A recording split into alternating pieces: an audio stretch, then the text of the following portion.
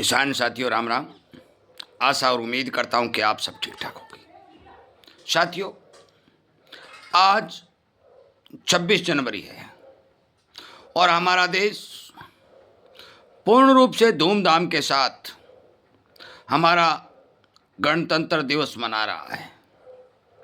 इस गणतंत्र दिवस के अवसर पर मैं सभी किसान साथियों, व्यापारियों, हमारे देश के उद्योगपतियों, नेताओं, अफसरों, जितने भी वर्ग हमारे भारतवासी हैं, उन्हें हार्दिक शुभकामनाएं देना चाहता हूं और दे रहा हूं। और इसी के उपलक्ष्य में 4 बातें एक संदेश के तौर पर आप तक पहुंचाने जा रहा हूं। मैं विनय निवेदन और प्रार्थना भी करता हूं और ये उम्मीद भी करता हूं कि आप मेरे द्वारा बताई गई इन महत्वपूर्ण 2-4 छोटी छोटी बातों को हमारे हर एक भारतीय तक पहुंचाने का काम करेंगे। साथियों, इतिहास गवाह है कि हम जब एक दूसरे से मिलते हैं, हाथ जोड़कर राम राम करते हैं और तुरंत प्रभाव से हमारी नजर उनके चरणों की ओर जाती है। चाहे कोई ऋषि मुनि हो, चाहे कोई नेतागण हो, चाहे कोई अफसर हो, चाहे कोई व्यापारी हो, चाहे कोई हमारा अनुभवी किसान हो, हमारे से उम्र में बड़ा होता है, हम उसके चरणों पर हाथ लगाकर प्रणाम करते हैं। और प्रणाम करने का जो अर्थ मैं बताने जा रहा हूं कि जो ही हमारे सामने वाले हमारे बुजुर्ग या अच्छे इंसान के अंदर जो ऊर्जा होती है, हमारे हाथ के जरिए हमारे शरीर में प्रवेश करती है। परंतु मैं आपकी जानकारी के लिए बता दूं कि हम चरणों को स्पर्श करके यह ऊर्जा प्रदान क्यों करते हैं। इसका सबसे बड़ा कारण हमारे महानुभावों के चरण हमारी धरती माता के साथ जुड़े हुए होते हैं, क्योंकि चरण धरती के ऊपर रखे हुए होते हैं और हमें चरण स्पर्श करते ही हमारी धरती माता द्वारा भी आशीर्वाद मिलता है। सबसे बड़ा महत्वपूर्ण कारण ये होता है कि हमें वह आशीर्वाद हमारी धरती माता द्वारा दिया जाता है।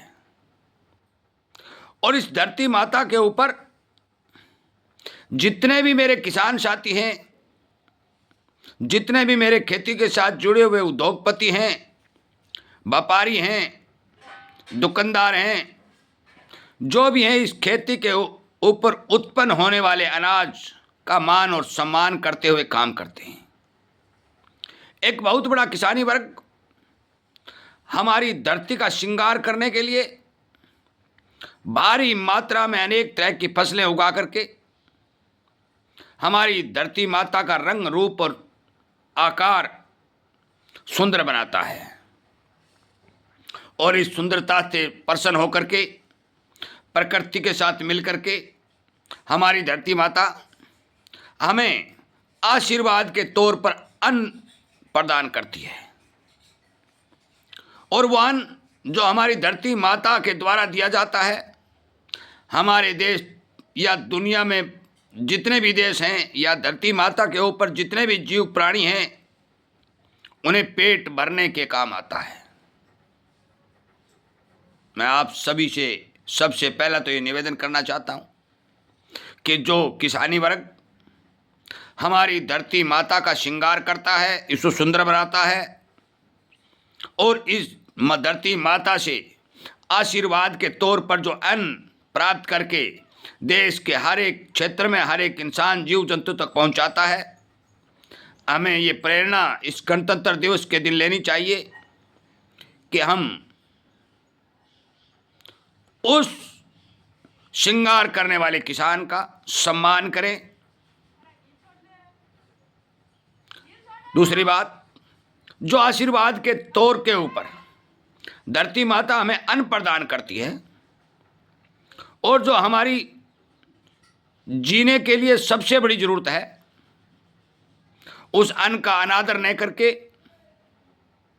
चाहे वो भाव का मामला हो, चाहे सड़कों पर बिखेरने का मामला हो या उधर लोडिंग का मामला हो, जहाँ कहीं भी अन्न का दाना दिखाई दे, उसको सम्मान तौर पर यदि आप खरीद कर रहे हैं तो बहुत बढ़िया बात है।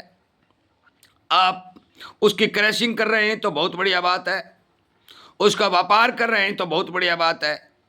मेरा कहने का मतलब है कि धरती माता द्वारा दिया गया जो हमें प्रसाद अन्न के रूप में मिलता है, उसका किसी भी तौर पर अनादर न हो।